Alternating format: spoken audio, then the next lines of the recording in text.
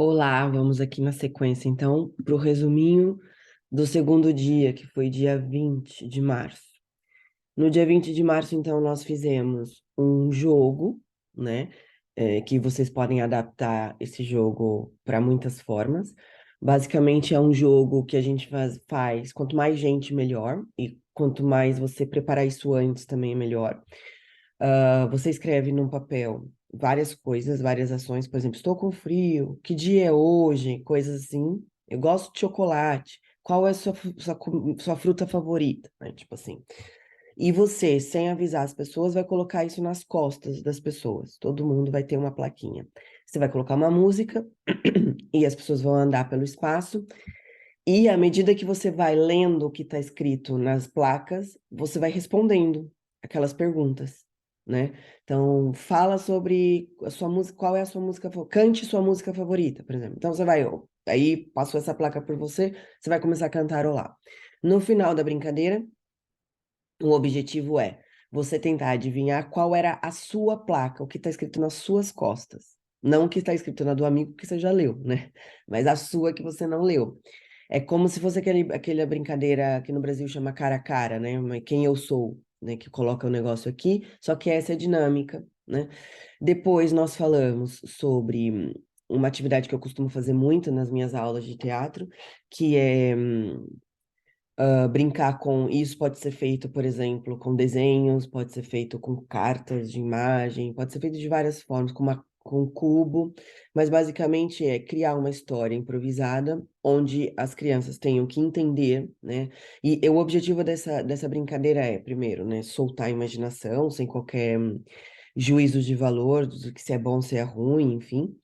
É, também ensinar as crianças a lógica de um texto, ou seja, um texto que tem início, meio e fim, ele tem que ter uma lógica, ele tem que ter um personagem, tem que ter alguns elementos que possam gerar dramaticidade.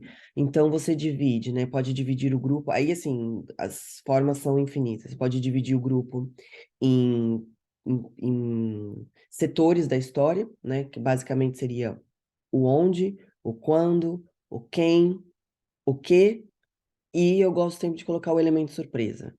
Então, vocês podem, por exemplo, é uma atividade que vocês podem, por exemplo, ver que tem, sei lá, um grupo sempre que tá junto, junto, junto.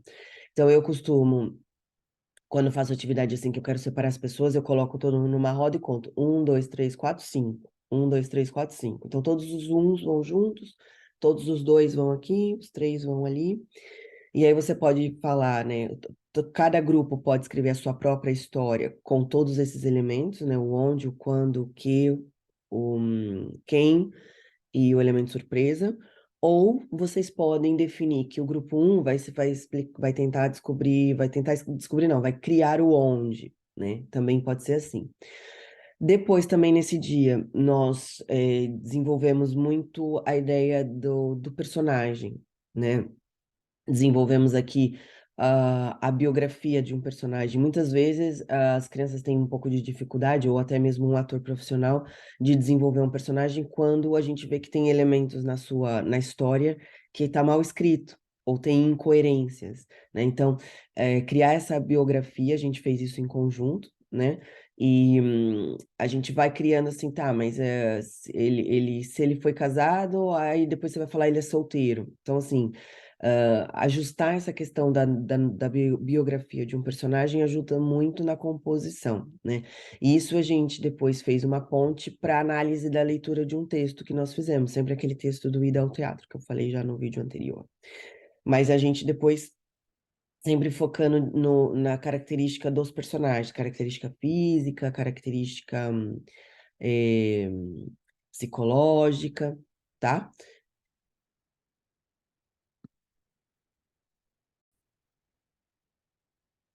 Voltei. Então, também trabalhamos essa questão, né, da biografia, essa questão do jogo para criar uma história e fizemos uma caracterização de envelhecimento, né, que é muito simples. É só você fazer assim, né, a expressão e você vai passar um lápis castanho aqui nas linhas de expressão, depois você dá uma batidinha assim e já fica parecendo um velhinho.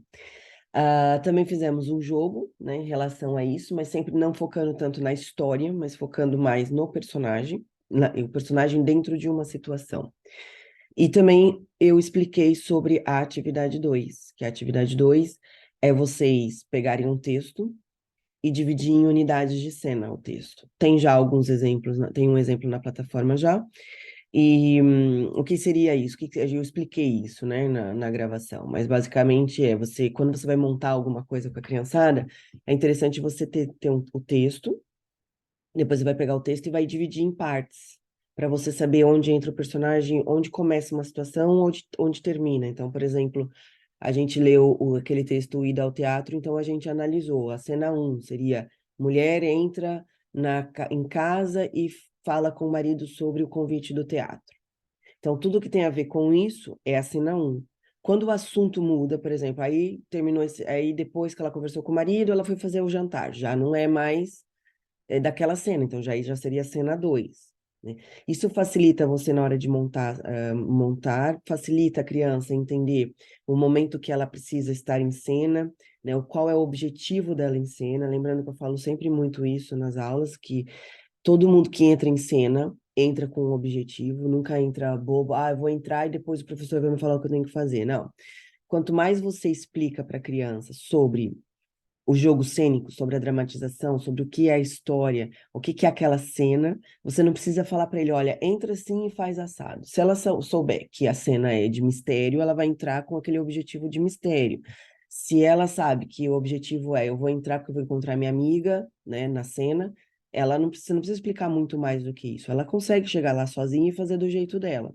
Então, dividir o texto em unidades de cena facilita muito esse trabalho, até mesmo, vamos supor, como já aconteceu comigo, de eu ter que fazer uma encenação muito grande com as crianças, e para ensaiar todo mundo junto é impossível, porque é muita gente, então eu fazia até escalas de horário. Então, as pessoas da cena um, por exemplo, viriam tal horas, o pessoal da cena 2, e também te permite a ensaiar as cenas não na ordem do texto, mas as cenas na ordem que você desejar fazer. Isso também, no caso, vocês vão ver nas próximas gravações, que a gente trabalhou com o formato de vídeo. O formato de vídeo ainda é melhor ainda, porque daí você pode ter mais liberdade de trabalhar essa questão de gravação sem seguir a ordem. Então, por exemplo, tá um dia bom lá fora e tem cenas externas, então você grava tudo que é externo. Aí no dia seguinte grava tudo que é interno, né? Eu tenho um vídeo, inclusive, de exemplo, mas eu não posso divulgar porque tem as crianças da escola, que a gente fez isso, né? Então, basicamente, nesse segundo dia de aula foi isso, né? E espero que tenha facilitado para vocês a aprendizagem, mas eu tenho certeza que nesse momento, né, que já estamos em maio, vocês já devem ter assistido a aula inteira.